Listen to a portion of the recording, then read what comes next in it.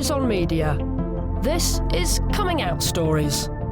It's a podcast about one of the most important conversations of your life. I'm Emma Goswell. Time now to hear from poet, performer and playwright Louise Wallwein, MBE. She came out to a social worker while being raised by Catholic nuns in a care home. I would say I was really, really young when I started to get crushes on women, but I don't think I had a word for it. I only heard the word lesbian.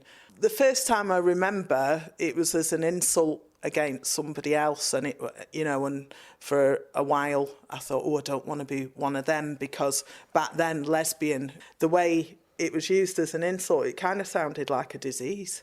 I'm guessing, was this the 70s?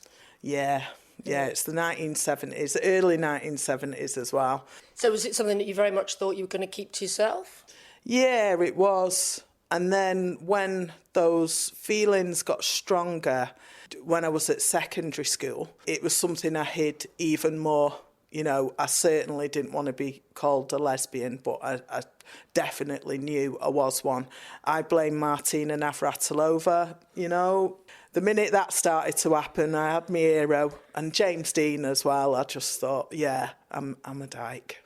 But I didn't tell anyone for a bit, because I was being raised by nuns, and also I went to a Catholic school, and homosexuality was not something we ever discussed. And, as I say, you only heard about it as an insulting thing to be. Yeah, so probably should make it quite obvious that you were actually in a home rather than living with your birth parents, is that right?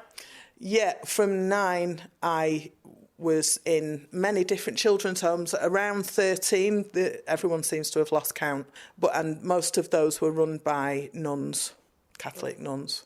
And I'm guessing they're not the sort of people that you felt like it was going to be possible to come out to? Certainly not, because I was being fundamentally educated, not just about homosexuality, but also like the woman's right to choose. I was brought up to believe abortion was just the absolute evil. And also because I was a child that was given away at birth, it was often discussed with me about how lucky I was that I was Catholic and that my mother didn't believe in abortion. So I owed my existence to Catholicism. So actually I really was quite moral as a kid. So when was the first time you did verbalise it and then admit it to yourself and admit it to another human being? The final children's home that I was in was actually just for young girls, young women. You were sort of being prepared for life. And it had an A house and a B house. And in the B house, you had a little bit more independence. And there was a social worker there, a residential social worker, who I had a total crush on. And for once, I kind of told her, but she was really kind to me, and she pointed me in the direction of activism. Actually, I cared a lot about the world. I was actually going to join the army, because I kind of thought, there'll be loads of women there, and like me, perhaps. And the thing was that I was often being othered anyway in those homes. I got my files last year, and they all talk about, particularly in that last home, it was run by a woman who, when I did come out, she reacted really badly to it, and would often threaten to send the police if I was, say, at the number 1 club, and she would threaten to send the police, and she kept trying to convince me that it was illegal to be a lesbian, and because then, for gay men, the age of consent was 21, but I knew, because once I did start hanging out with activists and learning that I had human rights and stuff, I knew the story that Queen Victoria apparently didn't recognise that lesbians existed, and that's why there was never anything in law about us. It was just a moral thing, but this woman was a fundamentalist Catholic, so...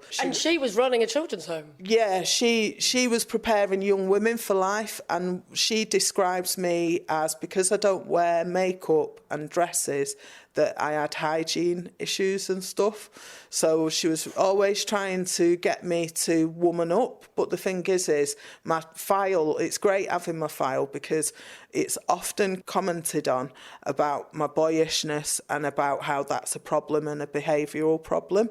So I was up against it So what I did was I managed to get myself out of care early. And so I got out 6 months early because they just couldn't contain me anymore. I'd already been to Greenham Common.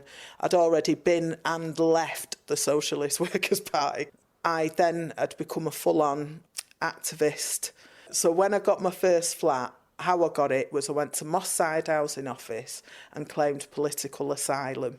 Wow. Because... At the age of what? Was this about 17? and a half I was. Yeah. And so at the housing office, they were like, why, what's going on?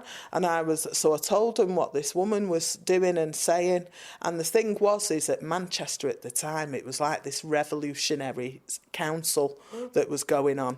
The city council were doing all these amazing things, funding LGBT projects and things. And I got my flat. And at the same time, that's when Clause 28 got announced. So coming out was so important to you because it actually enabled you to get your own house and live independently. Yeah, but too young. I was too young. Yeah.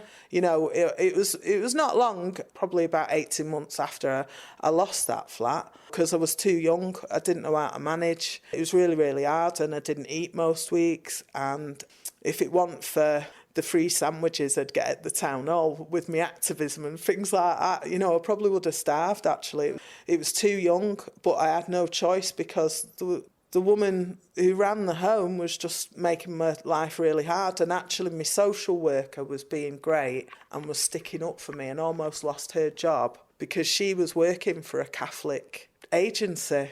And so her support of me and my choices, that, you know, suddenly Louise wasn't joining the army, suddenly Louise was, you know, on the front line of some of the great political campaigns of our age. So they couldn't contain me.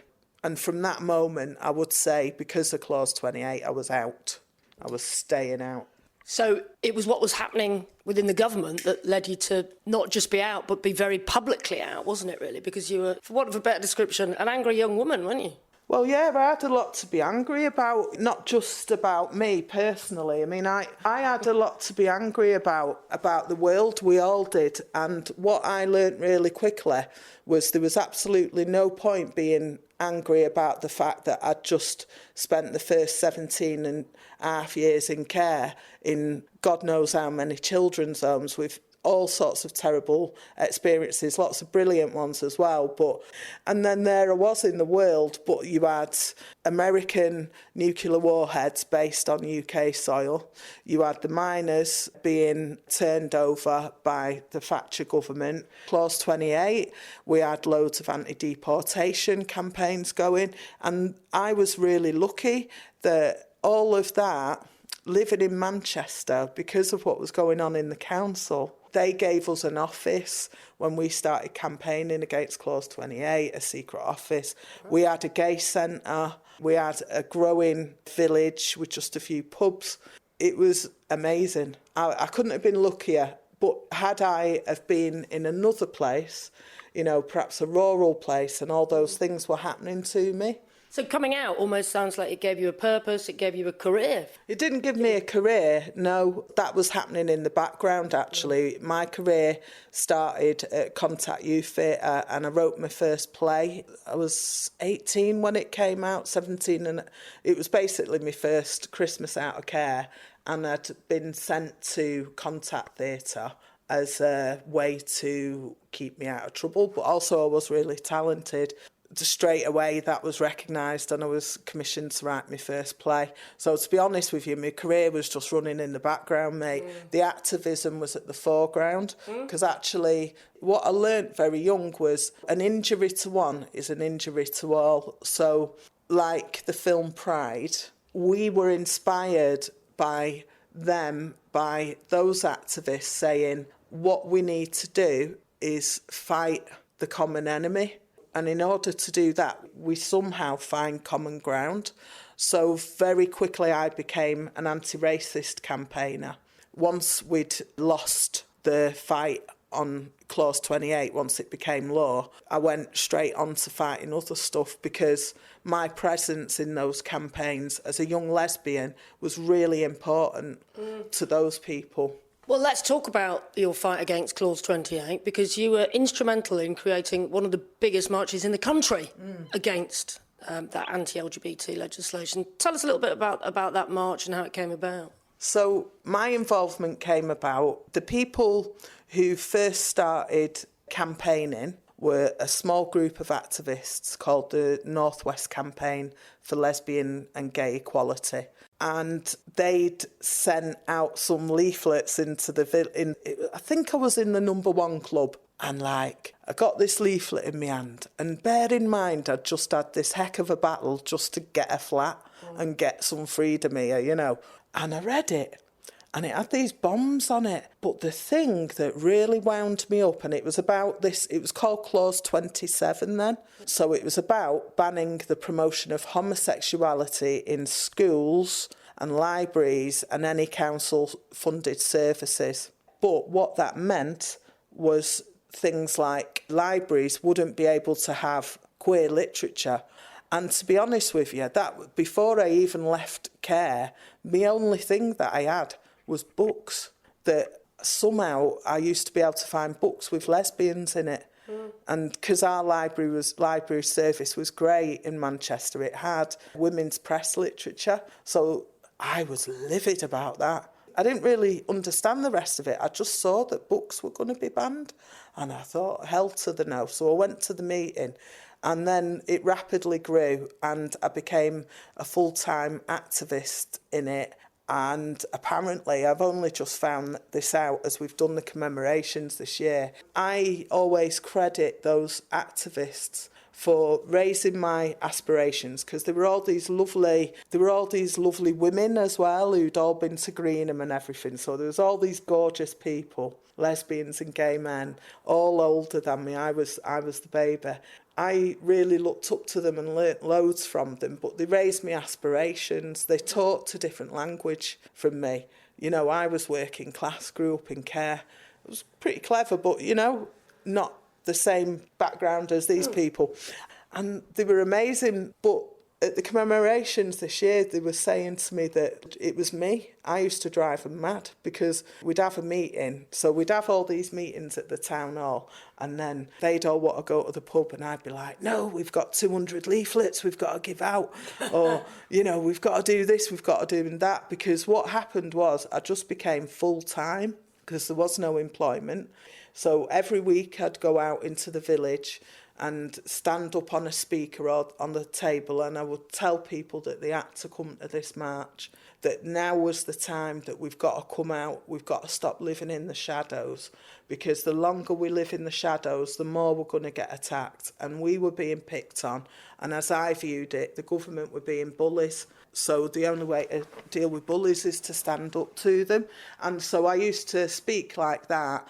I was being sent around the country. I was being forever sent to London to meetings at the town hall, at Islington Town Hall and everything. And I'd go and tell them what we were up to and stuff. So I became a full-time activist. I went and helped them organise the first ever Edinburgh Pride. It was called Lark in the Park. And just going back to the Clause 28 march, the one that was held in Manchester. What year was it? So that was 1988, February the 20th, 1988. And how many people turned up?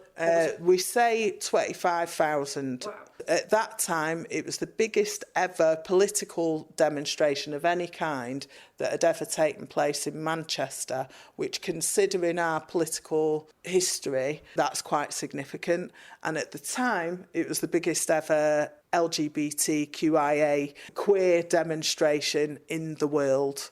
Ian McKellen was there, Peter Tatchell was there, Michael Cashman. I got pushed to the front. I led it with them. And it was incredible that all these people had come to my city and we were all terrified. We all had a plan if the police got through there, because the police were not the police we now know in Manchester. The police then, the chief of police was James Anderton, who we called God's cop. And he was all for using 16th century laws to close down the gay bars and about licentious dancing. He hated us. And we weren't very fond of him either. And a couple of mates did this thing. They used to do this thing in Piccadilly Gardens, right? They'd turn up with a big wardrobe And then all of a sudden, this God's cop would burst out of the wardrobe and start singing and stuff. And I was in a little team of lesbians who the gay men called the shock troops. So we did all kinds of actions, like we stopped all the traffic one night in Piccadilly. There's a famous picture of it in the People's History Museum. And I was down on the ground, and it was my job to kind of distract the police, gather a crowd. So I turned up dressed as Bat Dyke, and I managed to get the whole of evening rush hour Piccadilly to join in with me. And then there were these lesbians up on the top of this advertising hoarding, and they sat there until the fire brigade came and arrested them, and then they arrested me, and we were forever getting arrested. We once tried to barge into Granada Studios and into the evening news. We once tried that. That was quite funny, the response we got off the security guard. But you never get in any serious trouble with the police, or...? Oh, it was mostly public order. You see, my thing is you never get anywhere in political terms without smashing a few windows. It's all very well being all well adjusted and wanting to be at the table, but it's also a necessary part of any fight to take on direct action. So, for example, the whole reason women and working class people have the vote is because of a lesbian activist over 100 years ago standing up in the Free Trade Hall with her girlfriend, interrupting a Liberal Party rally that had Winston Churchill there. So that was Annie Kenny and Christabel Pankhurst. Annie Kenny was the working class suffragette. Christabel's part of the Pankhurst family, of course. They were lesbians. That was the moment when women stopped just writing letters because they were being ignored, and they started putting the windows out. And suffragettes were considered terrorists of their day. You know, so I know my history. I know my history as an activist, and I know that there was a point at which it was important for the queer movement to sit at the table. So it was a bit hard to see at the time, to watch Ian McKellen go into Downing Street when he did that first time, because we were all right, you know, no, we're still up for the fight, you know. But look what resulted. But the thing is Ian only got to Downing Street because we pushed him there. You've got to smash a few windows. So I'm very open. I've got an MBE. Well, that's just what I wanted to say, actually. Does it seem surreal to you now, talking about smashing windows and, like, fighting and getting arrested, and then now you've got an MBE? Yeah, no, it doesn't feel bizarre at all, because the thing is that's not the end of it. I actually got banned from the Houses of Parliament for 8 years as well. And that was over a deportation case. And the next day I got my arm broke by the police. So, you know, the smashing of things does actually go both ways, it has to be said. But the thing is when you get nominated for an MBE, it's all secret. I didn't know it was happening. People put letters forward, but then the Cabinet Office spends 6 months investigating every area of your life. And that's your tax records, and that's your education record, your criminal record, and they know all of that. But the thing is part of the reason why I've been given this MBE, I was nominated by Arts Council England, so it's for outstanding achievement in literature and music and services to the community. Services to the community, for me, has been all the activism I've done.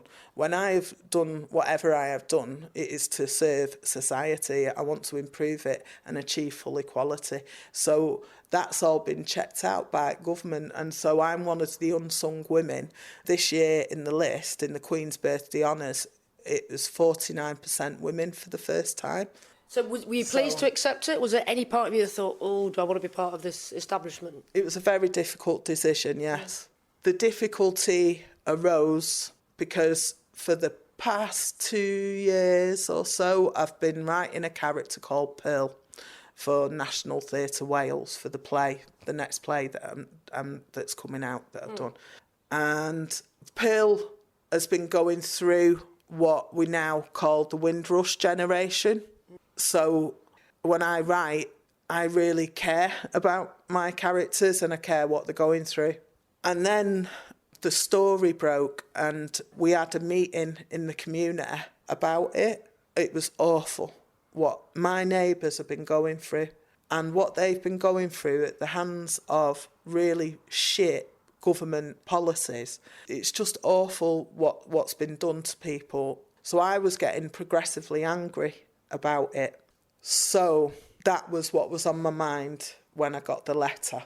But then I guess you decided you could do more good? No, well, what happened was, my next step was, because I don't have family, right, of blood. I have my chosen family, but I don't, I've been on my own. I have who I call my wise owls. So I spoke to them. And what they all said was one word, which was care leavers.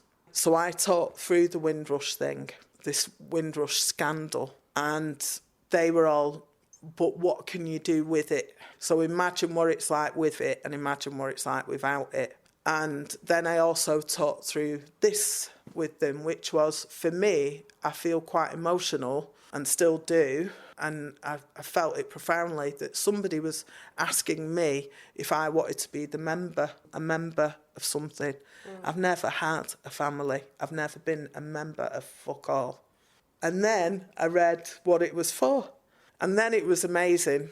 So then I had to keep it secret for a month. And then when it got announced, all the people that I was really frightened about, because in the month when you from getting the letter, from when you accept it, you have to keep it secret. So when it goes large, so your mind plays tricks on you. And my mind was just telling me, fucking hell, all my mates are going to hate me. They're just gonna think I'm a dick. And it's been the opposite.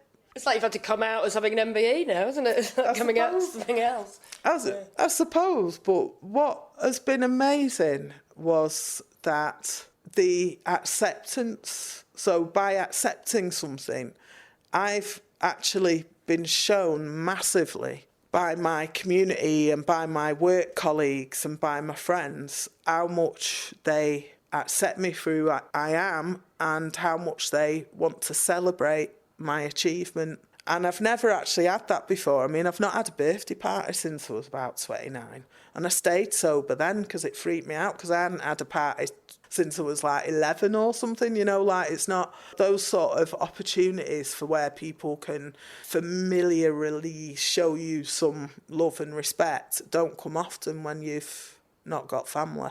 So it's been brilliant, and politically as well.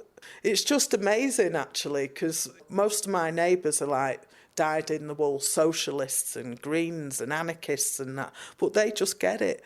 They get it that I've been appointed an MBE for outstanding achievement in music and literature and services to the community, because it's true, I have achieved an incredible amount of work, So I've just told you loads about my activism, but, my actual writing career has been incredible. By accepting the first offer when I was 17, by becoming an artist at that young age, and then an I wouldn't ever say I was an anarchist, but anarchic kind of activist. It's just incredible, really. And what I'm able to do with it as well now. Because what I consider is that all that I've done in my career is served society through the magnetic power of poetry. That's what I do. That's the umbrella for everything I do. My book that came out last year, that's enormously successful. The work that I create in theatre or the big live work that I do, I'm getting somewhere with it. It's great. And it sounds like you've always been out since you were a teenager. Since you came out to that social worker, have you just been out to everybody? Have you ever had any difficulties sort of announcing your sexuality, or is it you've just sort of ridden with it, haven't you? I've had to. The thing is, being working class as well, is once all the campaigns were over, I had to live in the estates that hadn't been done up yet, and I got chased every day for a number of years, every single day. For being gay? Yeah. So the question would always start with, are you a boy or a girl, or are you a man or a woman? Sometimes I legged it, sometimes I stood my ground, got my jaw broke twice, got threatened with rape thousands and thousands of times, man. With corrective rape, because they'll show me, what a real man can do and stuff. And, this past 30 years, I'm not going to lie, it's actually been really hard, because it's took 30 years for society to catch up with that very political decision that we all took in Manchester in 1988, which was we're coming out and we're staying out. But there is a difference in experience because of class. And the working class experience was it took a while longer for the estates to fucking catch up. Wow. And, so you were literally getting your head beaten and kicked in all the time, and but you never thought, oh, I'm going to go back in the closet. You were always going to stand your ground. I can't go in the closet. I would argue a handsome dyke. I am a handsome woman. There are women in the world that are handsome. And, we have this weird obsession in our world, don't we, that men should look one way, women should look another. And the thing is I was born this way. When I did grow my hair once, the only concession I made, here you go. The only concession I made once was when I grew my hair. I went a bit Jim Morrison, so I started wearing leather trousers and grew my hair down to like a bob, because I had lovely sort of curly, Irish curly hair. So, in my head, I look really cool. But that was partly to stop those questions, and also stop it whenever I'd get on a plane as well. I'd always have male security guards patting my tits down because they thought I was a lad. Because people don't look at each other clearly. I very rarely get it wrong.